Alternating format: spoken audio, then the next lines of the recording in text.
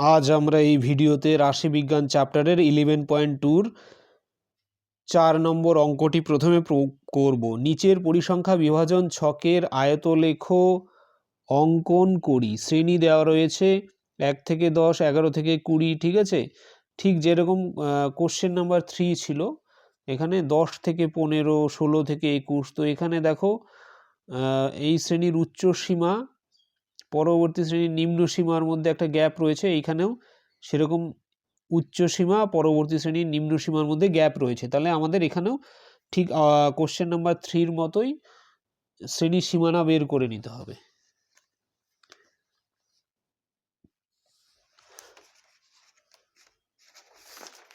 তাহলে আমরা প্রথমে শ্রেণীগুলো লিখি।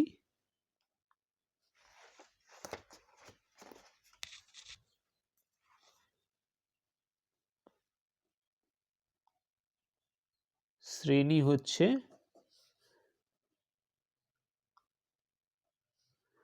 1 থেকে 10, 11 থেকে 20, 21 থেকে 30,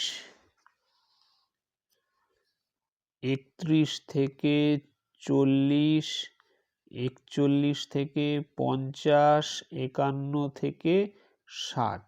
তাহলে এখান থেকে শ্রেণী সীমানা বের করি। শ্রেণী সীমানা কিভাবে বের করে? এই শ্রেণীর উচ্চ সীমা, ঠিক আছে, উচ্চ সীমা আর পরবর্তী শ্রেণীর নিম্ন সীমার মধ্যে একটা পার্থক্য রয়েছে। কত পার্থক্য রয়েছে বোঝা যাচ্ছে? 1, ঠিক আছে। 11, 10, 21, 20, তো পার্থক্য হচ্ছে 1।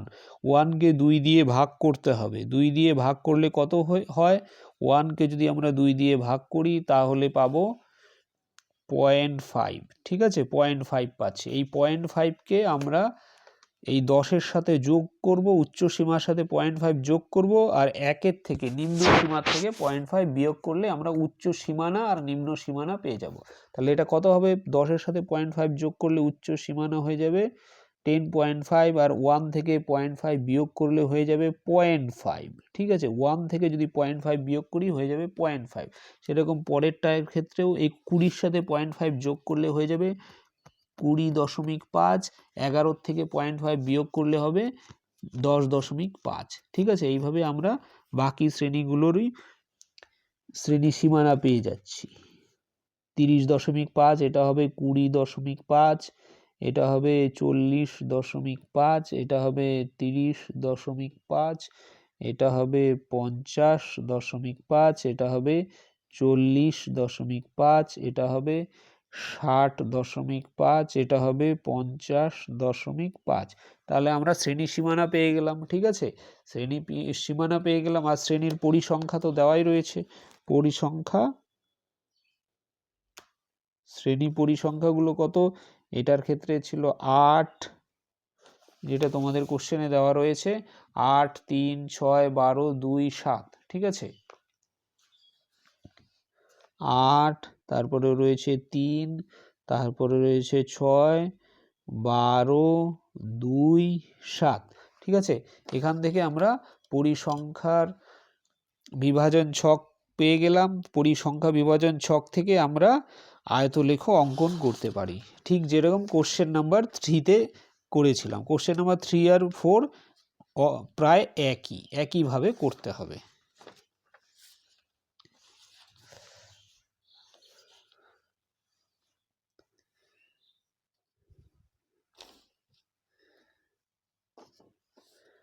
তাহলে প্রথমে আমরা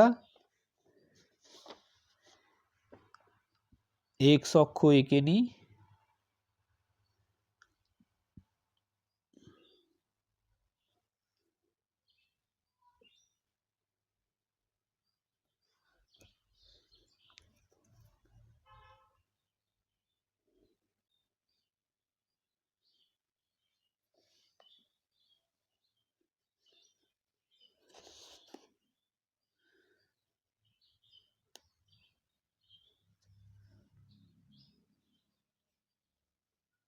ঠিক আছে, এটা এক্স অক্ষ।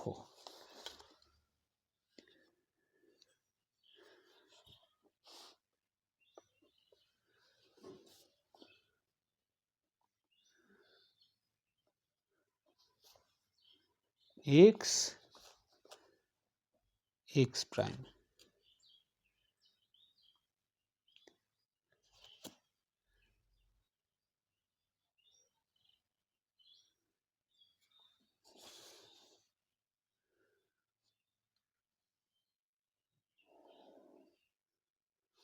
ওয়াই অক্ষ ওয়াই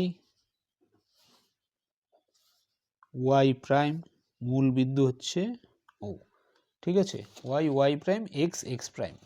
তা এখানে কি বলেছে প্রথমে, শ্রেণী সীমানা 0.5 থেকে 10.5, 0.5 থেকে 10.5। তাহলে আমরা এখানে যে ক্ষুদ্রতম বর্গক্ষেত্রের একটি বাহুর দৈর্ঘ্যকে 1 একক ধরে নিচ্ছি, ঠিক আছে, ক্ষুদ্রতম বর্গক্ষেত্রের একটি বাহুর দৈর্ঘ্যকে 1 একক ধরে নিচ্ছি। তাহলে এটা হচ্ছে 5, 10, 20, 30, 40, 50, 60, ঠিক আছে।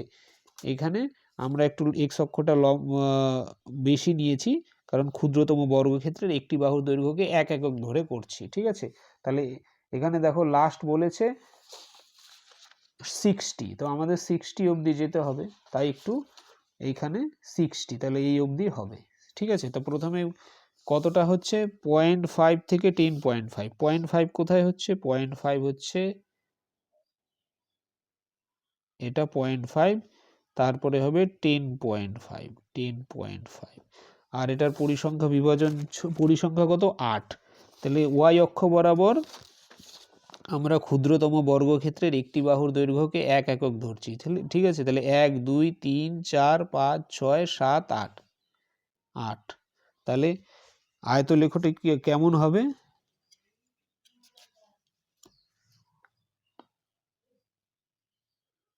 আট,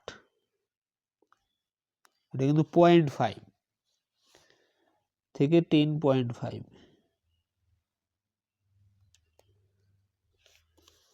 এটা হচ্ছে 8।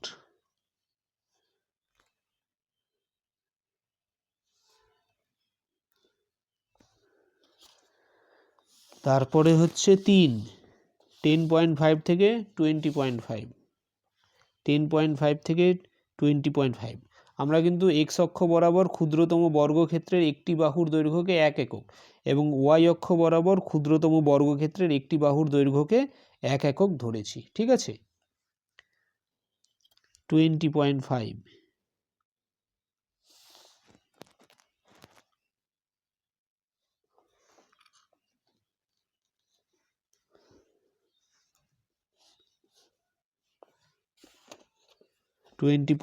হবে এখানে, এটা হবে 3, বলেছে 3 একক, 10.5 থেকে 20.5,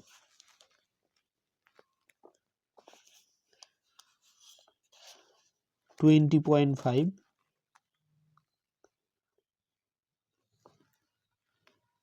3, এটা হচ্ছে 10, এটা 20, এটা 30, এটা 40, 50, 60। তারপরে বলেছে 20.5 থেকে 30.5 হচ্ছে 6,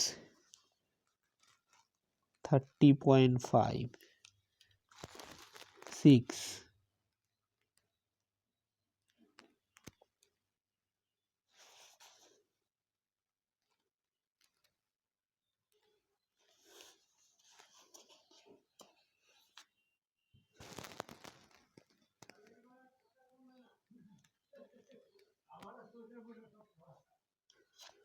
তারপরে 30.5 থেকে 40.5 হচ্ছে 12,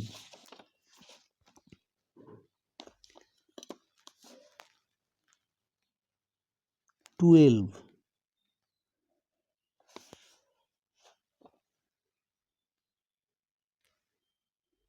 ওয়াই অক্ষ বরাবর 12, তো এখানে হচ্ছে 10, ঠিক আছে। এটা হচ্ছে 5, 10, ঠিক আছে, 15, তাহলে 12, এটা হচ্ছে 10, এটা 12।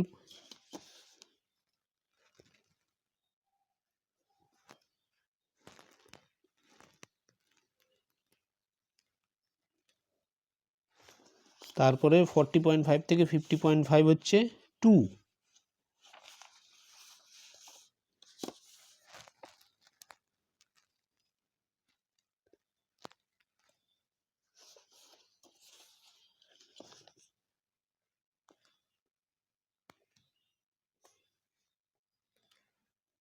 2, মাত্র 2, ঠিক আছে। তারপরে 50.5 থেকে 60.5 হচ্ছে 7, 60.5 পর্যন্ত হচ্ছে 7।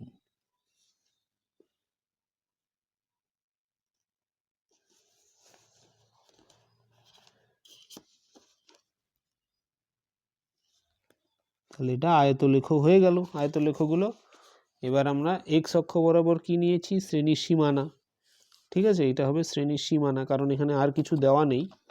কোশ্চেন যদি দেখো, কোশ্চেনে শ্রেণী দেওয়া রয়েছে, কিন্তু আমরা শ্রেণীর সীমানা নিয়েছি, বের করেছি, ঠিক আছে।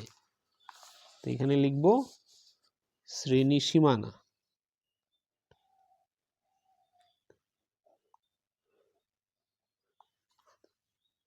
আর ওয়াই অক্ষ বরাবর পরিসংখ্যা,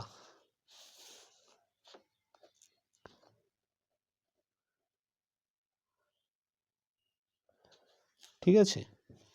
তো হয়ে গেল এটা আয়তলেখ।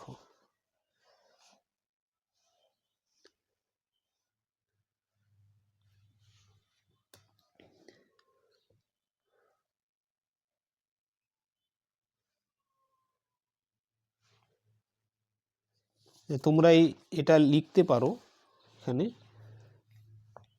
ক্ষুদ্রতম বর্গক্ষেত্রের, আচ্ছা এক্স অক্ষ বরাবর, এক্স অক্ষ বরাবর এটা লিখে দিবে। যেমন কোশ্চেন নাম্বার 1, 2-তে লিখেছি, এক্স অক্ষ বরাবর ক্ষুদ্রতম বর্গক্ষেত্রের একটি বাহুর দৈর্ঘ্যকে 1 একক, ক্ষুদ্রতম বর্গক্ষেত্রের একটি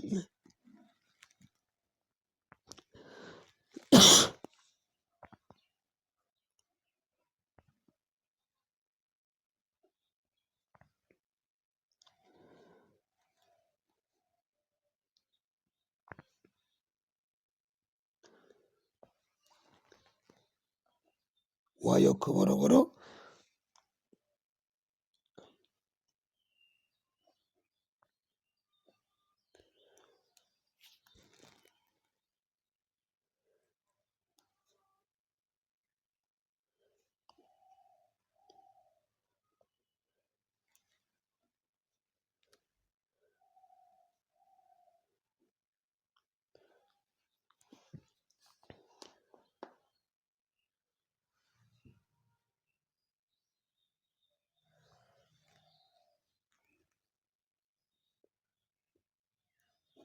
আয়তলেখগুলো আমরা অঙ্কন করলাম,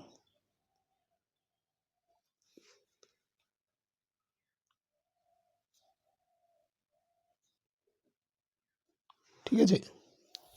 এক্স অক্ষ বরাবর ক্ষুদ্রতম বর্গক্ষেত্রের একটি বাহুর দৈর্ঘ্যকে 1 একক ও ওয়াই অক্ষ বরাবর ক্ষুদ্রতম বর্গক্ষেত্রের একটি বাহুর দৈর্ঘ্যকে 1 একক ধরে পরিসংখ্যা বহু বিভাজন ছকটির আয়তলেখ বা আমরা আয়তলেখ অঙ্কন করা হলো, ঠিক আছে।